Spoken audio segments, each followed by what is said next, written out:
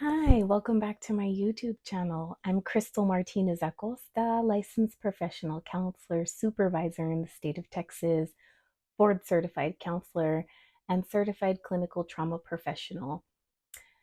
I want to talk to you today about how to do or conduct a 15-minute consultation with potential therapy clients. Let's talk about it. Some of you in private practice might offer a 15-minute consultation with potential future clients.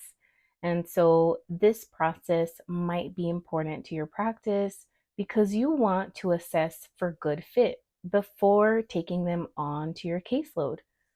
Totally understandable. I think it's really, really important to do this, especially because this is a two-way relationship where you're going to be investing a lot of time and energy researching what is best for your client, talking to your client, investing emotional energy into the care of your client, and also spending time getting to know your client, building rapport with them, and getting to know their deepest, darkest secrets or trauma sometimes.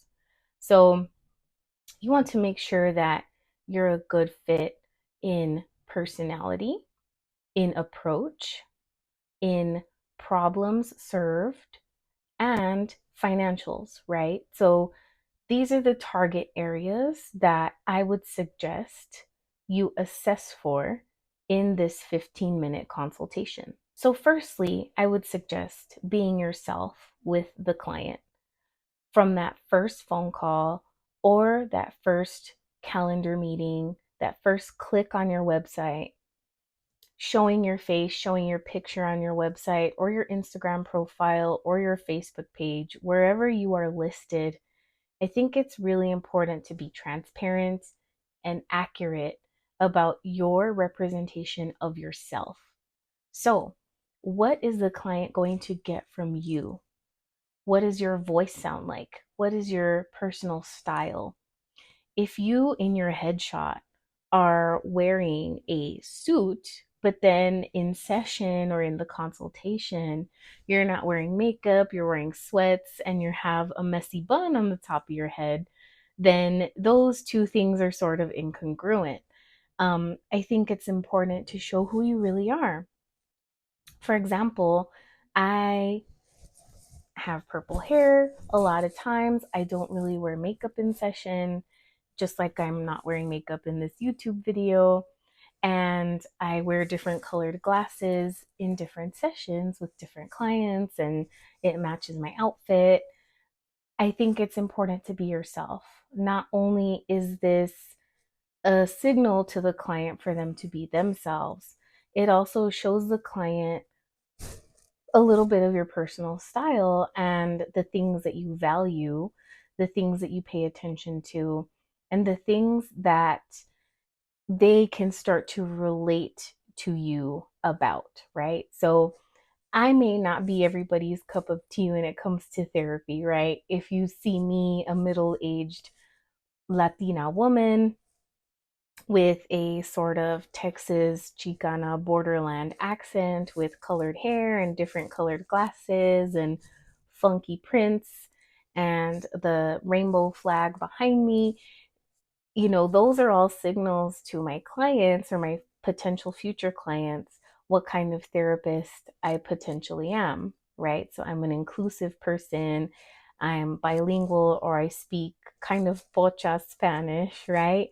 And I have certain stylings and I like a certain kind of music and I speak a certain way and I have a certain cadence to my voice and I have an accent, right? So these are things that I think clients need to be aware of before you have them invest in therapy, even in that first session. So that's what I think the first 15-minute consultation is for, to assess for style and for fit, for personality.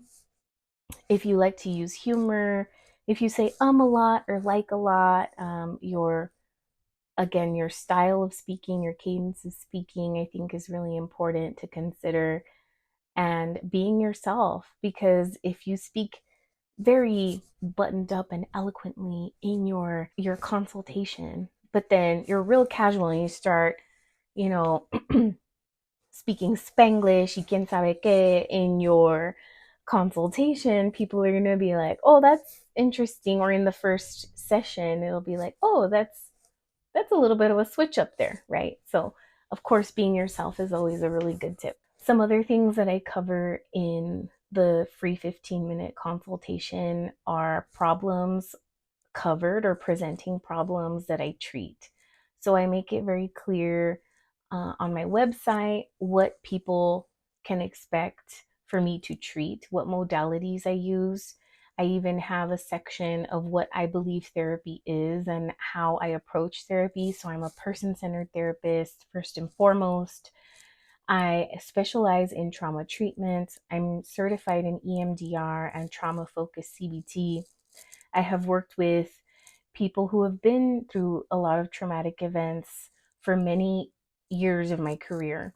And so, if people are not wanting to really clean under the table instead of just what's on top of the table, I might not be their cup of tea. And so I make that very clear in my consultation. I tell them I'm trained as a trauma therapist. And so I ask questions about family history. We make a family tree. I do a very comprehensive evaluation. It's important that I know a little bit about your history. And of course, whenever you're ready to talk about those things, these are all optional to talk about, but it will help me create a kind of puzzle and put it together. And we can talk about kind of the problem origin, like where the problem came from. We also talk about intergenerational trauma and racial trauma and epigenetics and things of that nature. And then I also answer questions about anything they might have at that point because I want them to feel comfortable with my therapy process and the modalities that I use. I believe that many of the anxieties, depression, other disorders that people have right now and symptoms they're experiencing, the origin of those problems is trauma or traumatic events or stress, chronic stress, intergenerational trauma or epigenetics. And so these are the things that I would want to target in session with my clients. And so that helps me assess for goodness of fit because I want to work with the people who are ready to address those issues. If they want sort of a surface level, solution focused type of therapist, I'm not going to be their cup of tea. So it's going to be important for me to be transparent about that and upfront about that. And I have had potential future clients say, okay, I don't think we're going to be a good fit just based on those things. And that's perfectly fine. I refer them out to other therapists in the community and they go on their way. Also, talk about logistical things like finances, what insurances I take, um, who I'm out of network with, how they can get reimbursed by their policies so that they can be seen by me and get reimbursed by their insurance, what my out of pocket cost is, if there are opportunities for intensives or groups that I run. I also let them know that right now, most of my therapy is done virtually. If people are doing private pay out of pocket, they have the option to do walk and talk therapy with me as well. So I want to present all of those options. I let them know availability. Those boundaries are important to discuss in that first consultation so that they can make a clear decision about if they want you to be their provider. Are you available weekends? Are you available evenings? If you're not available, then they need to be able to know that so that they can find somebody who is available those days. And you won't have to be accommodating or stretching yourself or spreading yourself thin as a provider to try to accommodate everybody's schedule. So it's important to be certain of those things for yourself and then communicate those things to your potential client. I think also it's important to understand or get the gist of why people are coming to therapy with you and do so in an ethical way to where they are not opening a whole can of worms and it's not becoming a first intake session. I think there are some screening questions that you can ask that provide you, the clinician, a basic understanding of why they might be coming in. And so you can do that like through your Calendly. I use Calendly to book my consultations. And so when I book my consultations online, there's a little form that they fill out where I tell them don't put too much personal information, but just kind of check off these boxes. What are you experiencing? Is it anxiety? Is it a history of trauma? Is it depression? Things of that nature, relationship issues, et cetera, so that I can get a somewhat general picture of why you're coming to therapy. And that way, I'm not opening a whole can of worms and then having a whole first session in those 15 minutes. I'm also clear on how I can interrupt a potential client. Like, thank you for telling me a little bit about that issue. We can get further into that if you decide to proceed with becoming my client and we decide we're a good fit for one another. But that's all I need to know for now. I'm kind of just politely interrupt so that you're not getting into the real nitty gritty of the details of what is bringing them to therapy. Screening really quickly if there's a crisis, because some people want to see you very urgently.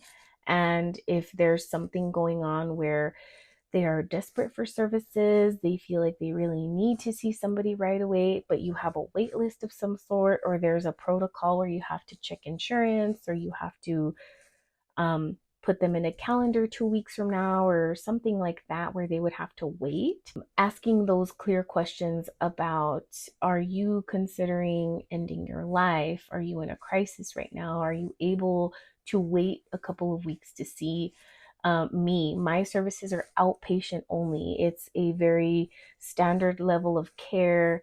I'm not able to give medication. I'm not able to stabilize you in like a hospital environment. And then you kind of give them the resources that they would need at that point, having them call 988 or the local mental health crisis unit, or getting them uh, fixed up with who they need to be in contact with at that point. Some therapists that I've spoken to online and that I've consulted with don't do 15-minute consultations. And there could be some good reasons why you would consider not doing a consultation. So, for example, some of the reasons that I had talked about before, you might feel like you're opening up a can of worms. I think if you are very careful with your boundaries and are explicit about explaining that you are not a client until you sign paperwork, you commence therapy, you are in the intake process, that's when you become a client. Then drawing those boundaries very clearly, you can do a consultation and have them understand those boundaries. But some clinicians feel like it would not be ethical or helpful for a client to not do a consultation. Some clinicians also feel like it's a waste of time, that they could also be getting revenue for that time. Those 15-minute calls, let's say you schedule 4 of them in one day, that's about an hour's worth of work that you could be doing. But I see it as an investment because what I think has happened to me in the past when I've worked for other agencies, other group practices, nonprofits, private practices, is that you get assigned a client where you haven't had a consultation with. And what ends up happening is it's not a good fit clinically, and it's not a good fit personally or interpersonally, like personality wise or something like that. There could even be language barriers. There could even be other things that just don't mesh well. And you end up having to transfer that client or refer them out. And those 2, 3 sessions that you spent with the client end up not being beneficial for the client. So it essentially wasted time. right? It took up space in your caseload that could have been offered to somebody else. It also wasted the client's money or resources and their time as well, seeing you instead of seeing the person they were meant to see. So it also could do damage to the profession, right? If it was a really bad fit clinically or interpersonally, it could have left a sour taste in their mouth for counseling or therapy and future services. So I think it's really important to have the consultation. At least those are my arguments for the consultation. So it's something that you want to think about before you implement it. It's not for everybody in their practice, but I do feel strongly about having the 15-minute consultation. I feel like it's an investment for a positive purpose. I hope you found this video helpful. Thank you so much for watching my channel.